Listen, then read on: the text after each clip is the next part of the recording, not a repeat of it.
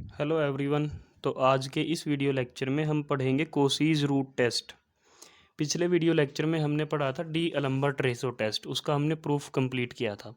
अब हम Cauchy root test का प्रूफ कंप्लीट करेंगे। स्टेटमेंट क्या है? If summation a n running from 1 to infinity is a positive term series. अगर आपके पास कोई सीरीज़ है जो कि पॉजिटिव टर्म्स की सीरीज़ है और उस सीरीज़ की हेल्प से हम क्या करें, एक सीक्वेंस बनाए ए एन की पावर 1/n और इस सीक्वेंस की लिमिट निकाल लें। अगर इसकी लिमिट आती है l, तो इस l की हेल्प से हम इस सीरीज़ का बिहेवियर बता सकते हैं। फर्स्ट पार्ट में क्या है? द सीरीज़ इज़ कन्वर्जेंट, मतलब ये वाली सीरीज़ कन्वर्ज करेगी if l is less than 1। अगर l की वैल्यू 1 से छोटी है तो ये सीरीज़ क्या करेगी? कन्वर्ज करेगी। अगर l की वैल्यू 1 से बड़ी है तो ये सीरीज़ क्या करेगी? डाइवर्ज करेगी। अगर l की वैल्यू इन्फिनिटी है तो भी ये सीरीज़ क्या करेगी? डाइवर्ज करेगी। और अगर l की वैल्यू 1 हो जाए तो उस केस में हमारा टेस्ट फेल हो जाएगा। तो चलिए इसका प्रूफ करते हैं। जैसा हमने डी एलम्बर्ट रेशो टेस्ट का प्रूफ किया था, सेम वैसा ही प्रूफ इसका रहेगा। गिवन क्या है? एज वी आर गिवन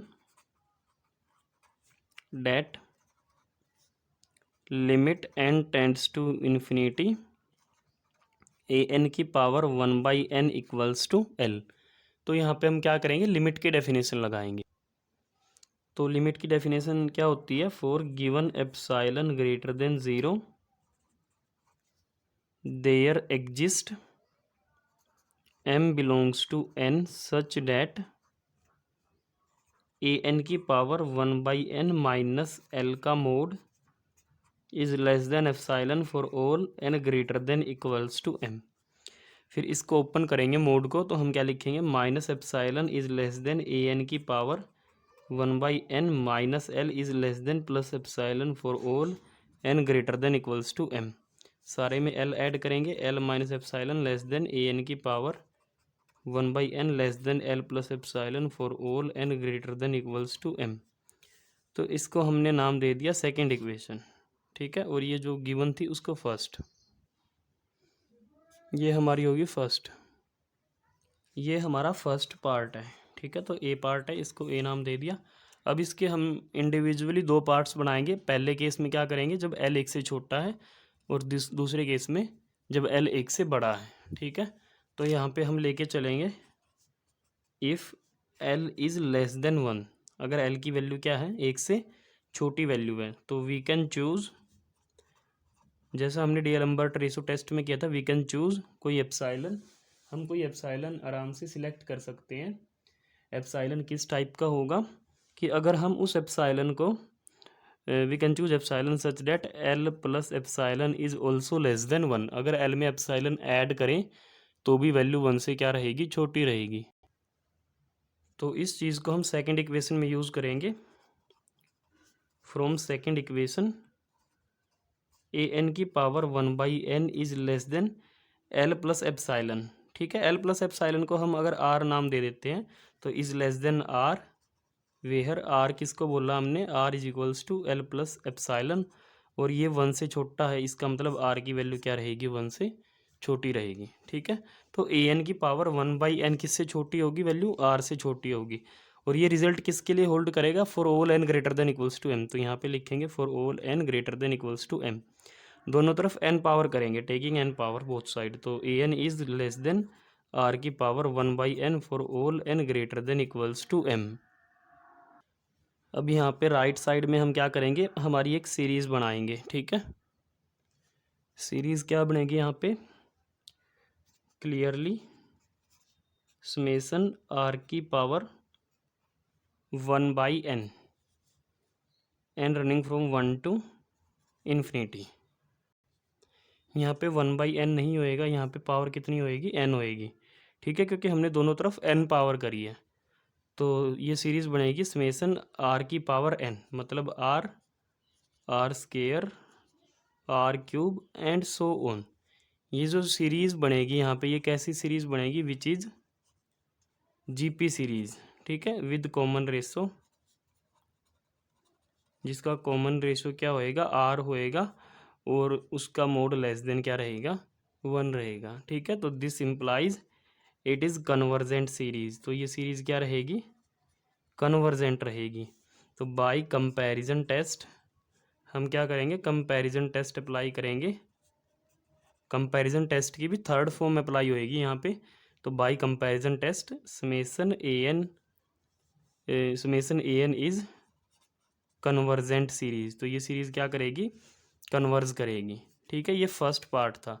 अब हम इसका लेंगे सेकंड पार्ट। सेकंड पार्ट में क्या लेंगे, if L is greater then 1, अगर एल की वैल्यू क्या है, 1 से बड़ी है, तो यहाँ पे हम क्या लिखेंगे, वी कैन चूज़, हम एक नंबर चूज़ कर सकते हैं एप्साइलन सच डैट एल में से अगर हम एप्साइलन सब्ट्रैक्ट करेंगे तो भी वैल्यू क्या रहेगी, 1 से बड़ी रहेगी। और यहाँ पे हम क्या करेंगे, एल माइनस एप्साइलन को क्या लेट कर लेंगे, आर लेट कर लेंगे। तो दिस इम्प्लाइज आर की वैल्यू कैसी होएगी, 1 से बड़ी वैल्यू होएगी। अब फिर से सेकंड इक्वेशन का यूज़ करेंगे। From second equation, second equation में हम कौन से वाला पोर्शन यूज़ करेंगे, जिसमें एल माइनस एप्साइलन होगा, तो ये वाला पोर्शन। तो इसको कैसे लिखेंगे, ए एन की power 1/n is greater than l minus epsilon for all n greater than equals to m। ठीक है, तो ये हमने लिख दिया। अब यहाँ पे क्या करेंगे, ए एन की पावर 1/n और इसकी जगह वैल्यू पुट करेंगे आर की। तो यहाँ पे अब चाहो तो कैपिटल आर लिख सकते हो, क्योंकि अभी इससे पिछले पार्ट में हमने स्मॉल आर को ऑलरेडी यूज़ कर लिया। तो यहाँ पे हमने लिख लिया capital r for all n greater than equals to m।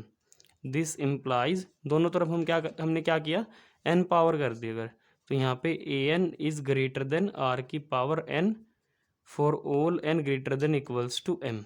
ठीक है, अब जो ये राइट साइड में जो बनेगी वो एक जीपी सीरीज़ बनेगी। तो आप लिखोगे क्लियरली समेसन आर की power n is a GP series. ठीक है, ये जीपी सीरीज़ बनेगी विद कॉमन रेशो।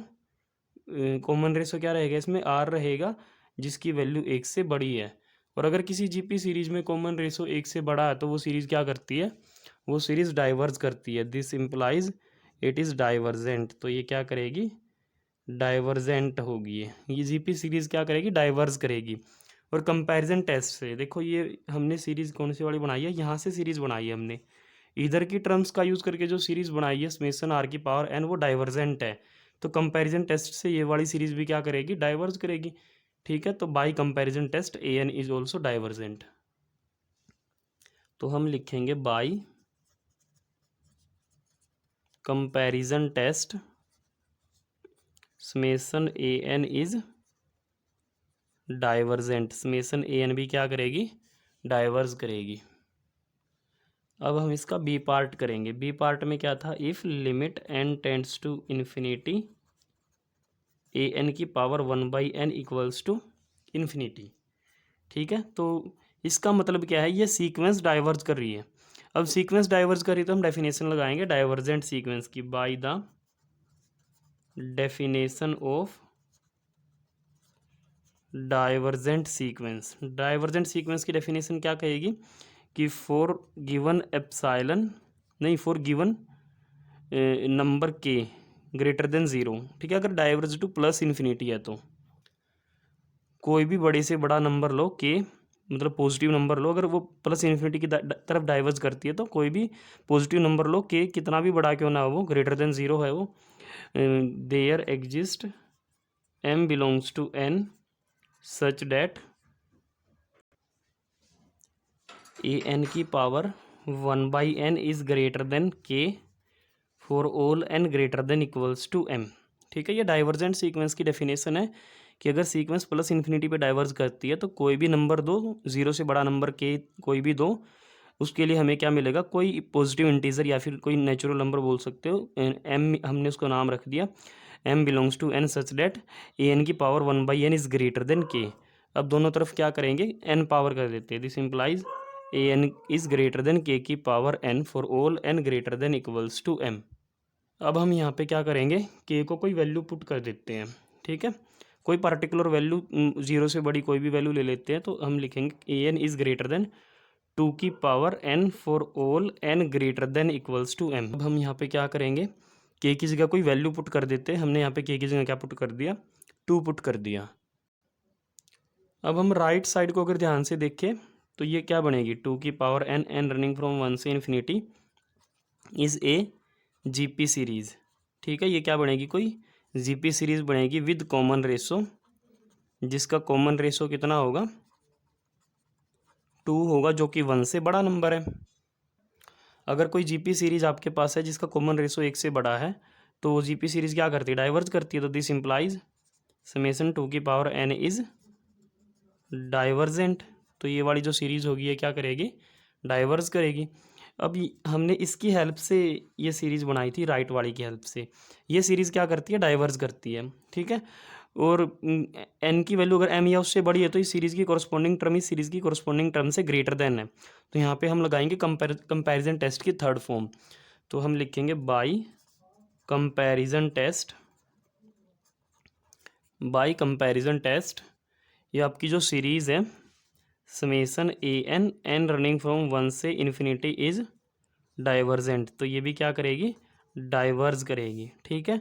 तो हमें यही प्रूफ करना था कि अगर एल की जो वैल्यू है इन्फिनिटी है, अगर ये लिमिट इन्फिनिटी आती है तो आपकी सीरीज़ क्या करेगी, डाइवर्ज करेगी। अब एक तीसरा पार्ट है, if limit n tends to infinity a n की पावर 1/n इक्वल्स टू 1, अगर ये लिमिट 1 आ जाती है तो आपका टेस्ट फेल हो जाएगा। कैसे फेल होएगा, तो हम यहाँ पे एग्जांपल ले लेते हैं, लेट कर लेते हैं एक बार सीरीज़ 1/n एंड दूसरी सीरीज़ क्या लेट करेंगे, जैसे पिछले डीएलम्बर टेस्ट में लेट किया था 1/n²। तो इन दोनों के केस में हम ये वैल्यूज़ निकाल लेंगे, limit n tends to infinity a n की पावर 1/n, और वो वैल्यू क्या आएगी, आप इजीली निकाल सकते हो, वो वैल्यू आएगी 1, ठीक है। पर ये वाली सीरीज़ तो क्या करती है, डाइवर्ज करती है, और ये वाली सीरीज़ क्या करती है, कन्वर्ज करती है। तो आपका टेस्ट क्या हो जाएगा, फेल हो जाएगा। तो फिर आप लिखोगे हैंस टेस्ट फेल हो जाएगा कब, एट l इक्वल्स टू 1, अगर l की वैल्यू क्या होती है, 1 होती है। तो